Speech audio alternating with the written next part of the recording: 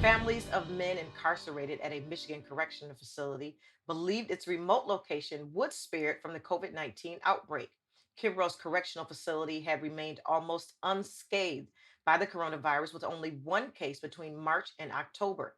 On October 28th, corrections officials transferred 9 prisoners to Kinross from Marquette Branch Prison, several hours west, where COVID-19 was running rampant. There were 837 confirmed cases by late October, 350 of which were still active when the men were transferred. Monique Peters from Dallas, Texas joins us to talk more. Monique, many have questions about whether or not this transfer is what caused this outbreak at the facility. There's already a concern about the safety of this epidemic in the prison system because of the lack of availability of social distancing. Yes, it's very interesting to me that they would transfer, particularly 9 prisoners that were testing positive for COVID 19 to a prison that was ultimately clear of any COVID cases. In past, when pandemics have happened with the flu, most prisoners, or I'm sorry, most prisons tend to just completely shut down transfers altogether. Now, right now, only 8 states have halted transferring prisoners amongst any jail. So there shouldn't really be a need to transfer a prisoner. They should just stay put until we can get the pandemic under control. But there's also procedures within those prisons that are not very consistent either. Like only half the states are requiring that their prisoner staff wear masks. And even less than that are requiring that the prisoners themselves wear masks. There's also a lack of masks available to the prisoners and a lack of staff to enforce it.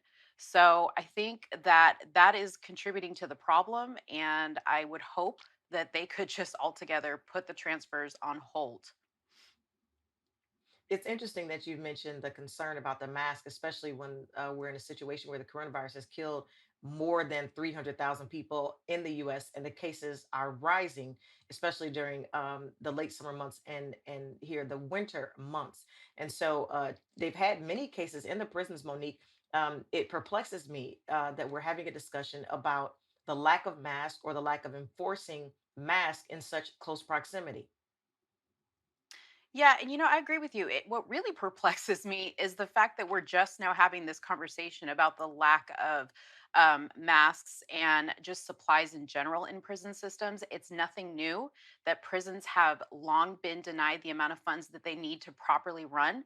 And it's also no secret before the COVID hit that there were other things that were, creating a problem for prisoners, such as HIV and hepatitis, which is the number one infectious disease, even with COVID, that is impacting prisoners. So you would think that they would have, gotten into action a lot sooner to try to help those issues as well. Because a lot of these prisoners, the fact that they have pre existing conditions doesn't help them if they do come in contact with a COVID positive prisoner, then making them more sick, on top of what they already have.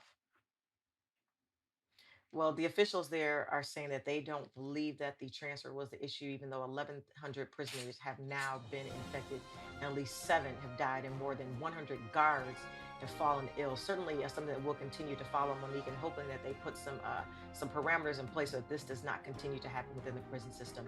Thank you so much, Monique, for joining us today. Thank you for having me, Nietzsche.